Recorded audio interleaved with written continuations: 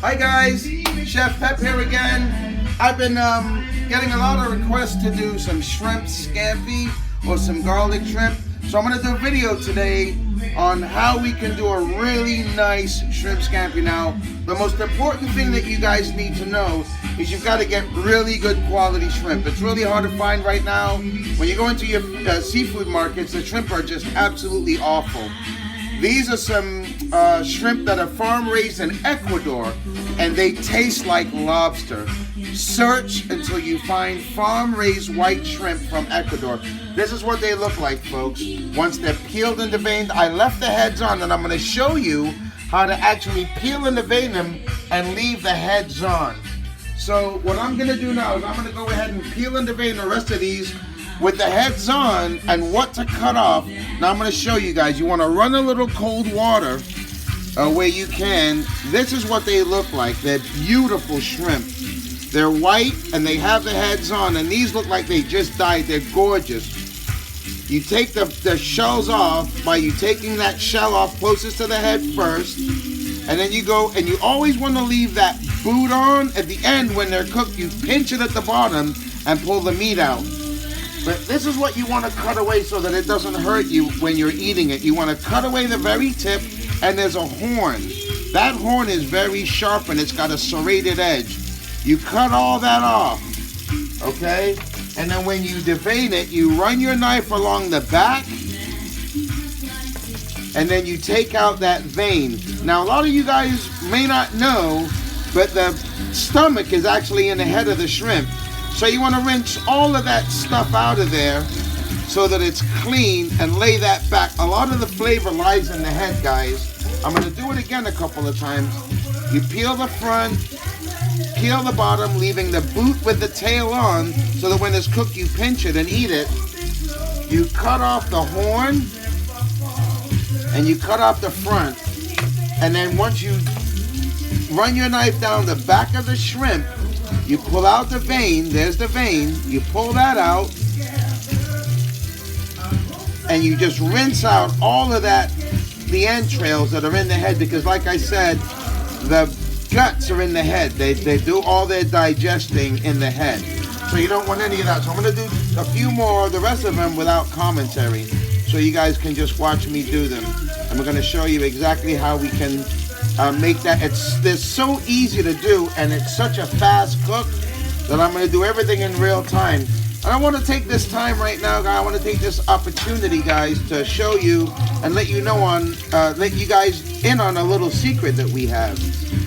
The way that we do our videos, a lot of you might see that it's very raw, and I've had a lot of people comment that our videos seem like they're more real than a lot of other videos because we don't do outtakes or double takes.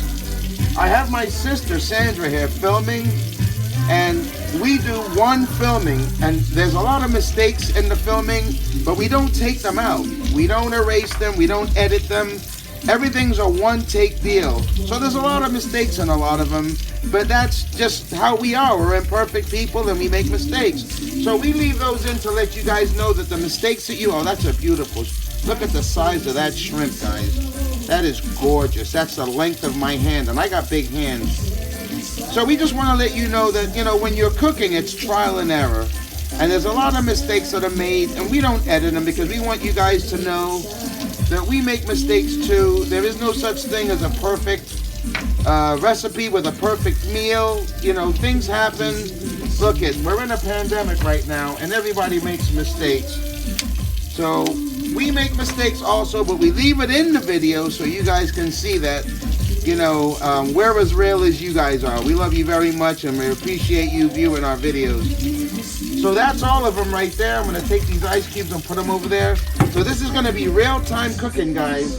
And when I say that the heads are really good to eat, they add a lot of flavor. So I'm in Portland, South Portland, Maine. So I want you guys to know we've been having a really crazy summer. And I've been growing a lot of my own herbs. So I want to give you guys an idea. I have lemon basil. I have Italian basil.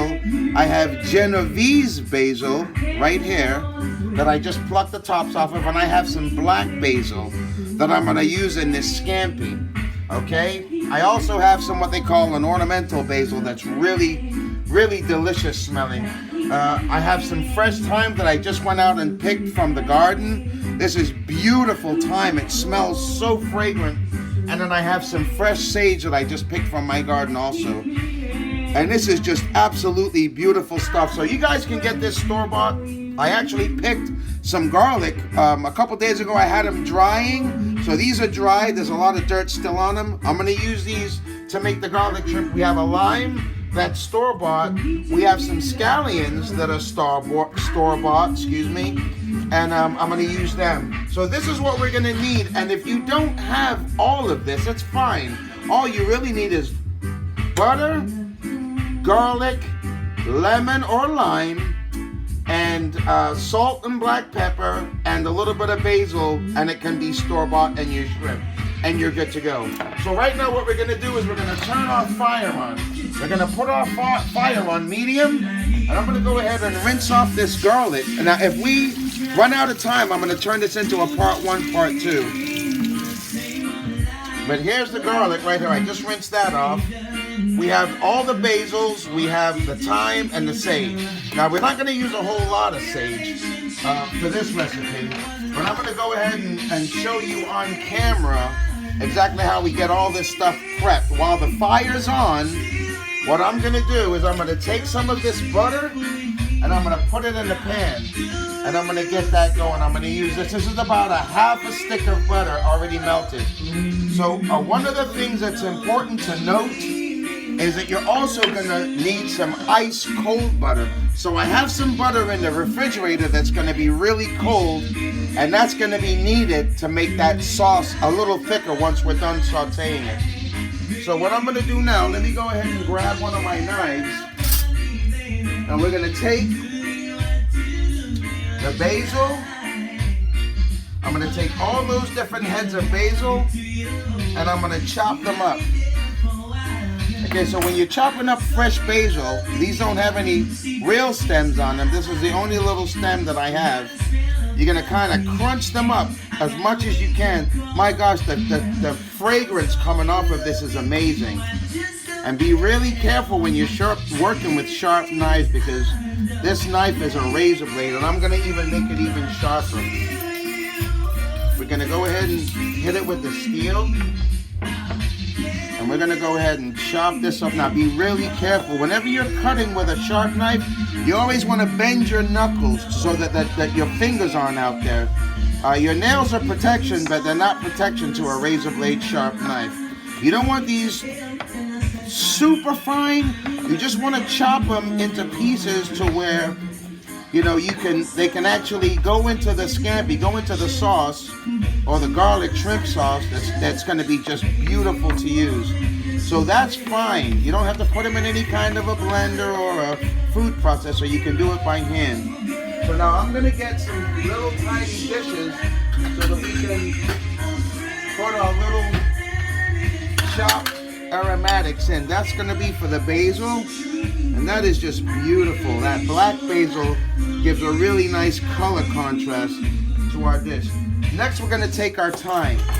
Now, if they're really long thyme, you can take the thyme and pick them off of the vines, pull them off of the stems, so that you don't have a bunch of stems in your scampi or your garlic shrimp.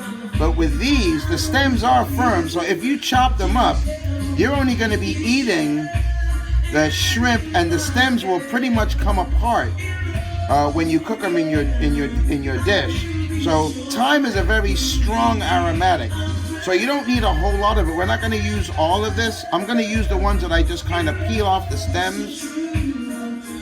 We're going to put those back. We're going to get those stems out of there. And the tips of the stems are usually soft, so that when you're pulling them off the stems, you can literally take the stems clean off of them. But if you're going to pull the stem and it breaks apart, then it's soft enough once it sautés to stay on your meal. So all of the ones that are really hard, we're going to remove. We're going to take them out of that mix that we're going to chop up. But all the ones that are left in there, we're going to just go ahead and chop them up. Thyme is very important when it comes to scampi or or any kind of garlic. Now all scampi is usually is just white wine, lemon, and garlic and butter. It's a white wine, garlic, lemon, butter sauce. But we're gonna do this without the white wine. You can always use the white. I'm gonna put this thyme in this little dish, and we're gonna put that to the side. Now we're gonna take this garlic. This is a beautiful fresh head of garlic from my garden, and I'm really anxious to see what this actually looks like. Now, I'm gonna use this in a stock for another video. Any stock that you're using, anytime you cut off tips from your garlic or your onions, you always save them. Now these garlic are small, but the smaller ones are the sweeter ones.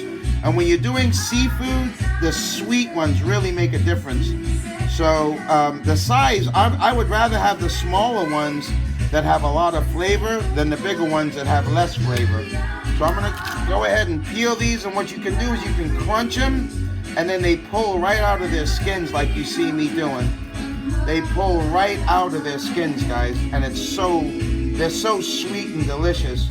I'm gonna take a little tiny piece and I'm gonna taste it. Oh my gosh, that is absolutely delicious. It's sweet, it's hot, it's garlic hot, which is what we really want for our scampi sauce or our garlic shrimp sauce. This is wonderful. So we're gonna take a look over at our butter to see just how it's doing and to see at what level you want to start adding your garlic and your aromatics. So let's go ahead and take a look over at our pan with our butter, and we see the temperature of the fire is perfect. So what we'll do right now is the first thing that you're gonna want to add to that fire is the garlic, so that it's going to be sauteed and it's going to be sweet. Now the garlic you don't want to even put in a processor or a blender. There's no need. You want the chunks to kind of saute in that sweet salted butter so that it starts giving it a really nice flavor, and then you can add the aromatics accordingly. So what I'm going to do now is I'm going to go ahead and add that garlic, that beautiful homegrown garlic, to the butter, and we're gonna let that kind of simmer around. Now the one thing you don't want to do is you don't want your garlic to burn. Once your garlic burns, it turns bitter, and it's no longer what you want it to be. So you have that butter in there, and you take your ice cold butter that you have, and if ever you see your butter starting to get kind of hot, you take that cold butter that you have in your refrigerator or your freezer, and you add it to the pan so that it cools down the butter, because butter burns easily. Don't forget, it's a product of cream. So I'm gonna put that chunk of butter in there right now to cool down that process, and that's just gonna be beautiful. We take that fresh thyme that we did earlier, and we're gonna add that to the mix. So we've got thyme and butter in there. We're gonna take our basil, we're gonna sprinkle that in there, and we're gonna let that cook. Now I'm gonna take 2 leaves of this sage. Sage is a very strong herb, so you don't really want a lot of it. We're gonna take that sage, we're gonna chop off the stem, and we're gonna cut it in half, and then we're gonna cut it in thirds. 1, 2, 3. And then we're gonna go ahead and cut it into smaller pieces. Now sage is a really nice addition to a garlic shrimp or a scampi. We're gonna take that and we're gonna put it in there. Make sure we get all the pieces off with a knife. We're gonna roll that around. Now, if you guys could smell the smells that are coming from this pan right now, it'll blow your mind. Now, as this is sauteing, because the shrimp doesn't take long to cook, and you don't want this to cook real long, you don't want it to get crispy or burnt. So we're gonna start adding our shrimp.